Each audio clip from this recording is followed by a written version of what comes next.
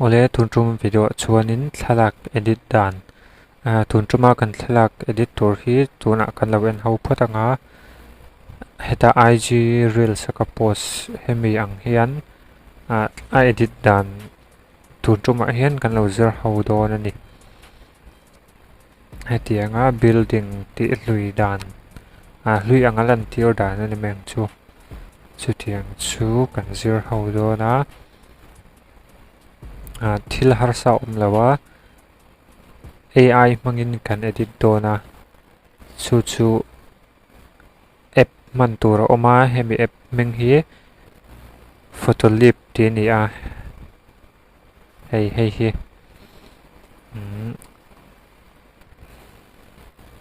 tlai hianin bunga hetlai mi hi hemi app mang hianin kan edit doni chuan ti hian photoleap hi kan open anga chuan edit a photos ti hian kan kalang chuan heng atang hian kan thalak kan edit tu ha kan la chuak dona hetlai mi thalak pani hi hemi te pani hi edit na asam pulatan karon mang dona masa zo ka chuan hei ka edit chin photaka chuan ta hianin hei a hnuaiah hian helai tlar phei ah hian tlai a hnuai tlar phei ho ah hian hengah hian edit na hrang kha ta ni hei sky ti te chuan tuntuma khami building hlui anga ti lang na edit na edit dan khami bi ka khachu AI filter sa hian in kalanga chuan he filter hran oma tlai chung hemi line phei a hian in mutheianga ta hian chi hran oma tu na kan man tur chu tiang kan thai phenga scenes ti hi hemi hi kan mang don ni hemi tang hian khami in ti lui dan te kha oma chuan he tuna abandon ti hi hemi hi kan manganga hemi ah hian hemi mang hianin thang building thai ti khian khi in mutheinga hlui de bang khana ron lang ta mai ni AI na ron generate ti khana ron scanna chuanin hemi khi in du dan angana chuan hei ta hian number oma 1 2 3 4 5 thlengena oma khimi ya khian 5 kin select chuan a hlui dan kha an sa don ti na ni meya khimi ai khian na sa ti na kha ni meya ti khian hei chuan 4 kada tuna 2 wa hen kada le chinang 2 wa hi chuanin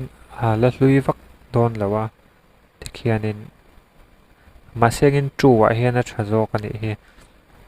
a chan chu hetlai biakin chip zoom lai hi lo en ula tikhan tuna a before le after a hian biakin chip zoom lai khi ati bul dei lo ni ma se 4 a hian ka da ro chuan biakin chip zoom lai kha ati bula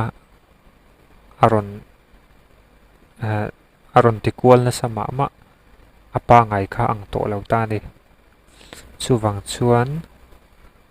wa hian a moi tok vela hei a building te pon ron lui ta chuan wa hian ka danga chuan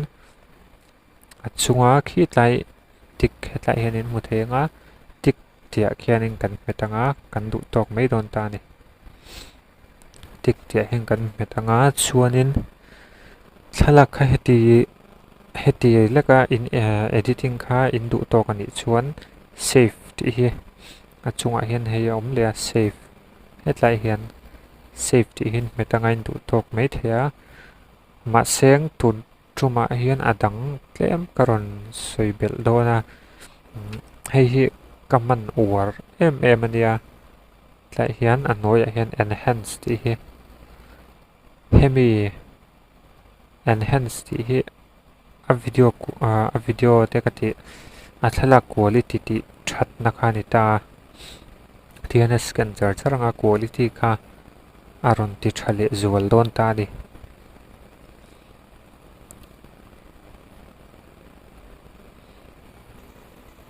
tikhan in ngak dewanga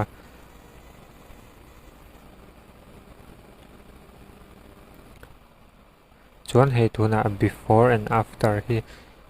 tuna hi chuan adang lam nine pu thei lo mai the hetia video tanga en hi chuan in en na quality zir te khan ma seng hei ataka edit na a epa chuan ain fi a le chuan hei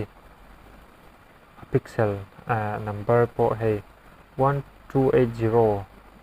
before mi khanita after a hi chuan 2560 dei kharon mi ta ni quality chu tha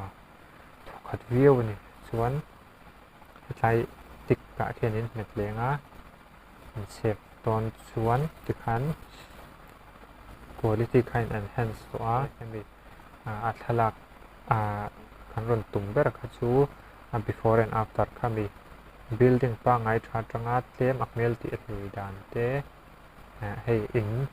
ro san to anga ti lan dan kha nia chuan tuna hian save ka metanga chuan tuna ka app man hi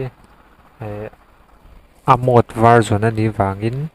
watermark hi ka remove thei ni hei tarang hian chuan settings a hian ka save na hi jpeg and png hi ka mang thina png hianin a quality a tha jok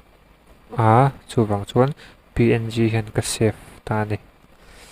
kha zong kha tun tum video tan chuan ni se pakhat thi karon edit lenga ati dan kha in theto thauta pakhat thi karon ti le chin do ni hei hi ai filters an kalanga chuan hemin scan hi nga kherangai lawa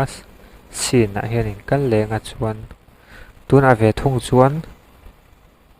outgrown hi hei hi outgrown hi ka pang thinanga hei hi chu hei paseng nim mina tro nan vek to khami hei in lu ngai to lo khatiang anga ti lan na kha nia fora lo sai ja chuan scooty kha ti bo dei ta ni a lem le lu tuk ta chuwa te po hian hei a moi tok view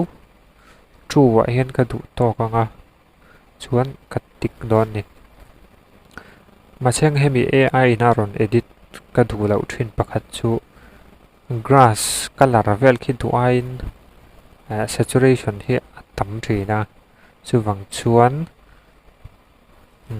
hei adjust tia hian hetlai adjust tia hian in ka kalanga chuan thalak hi tlemin saturation hi ka pai deuh don a grass khi tu ain an colorful thina 30 ya ka danga chuan tlemin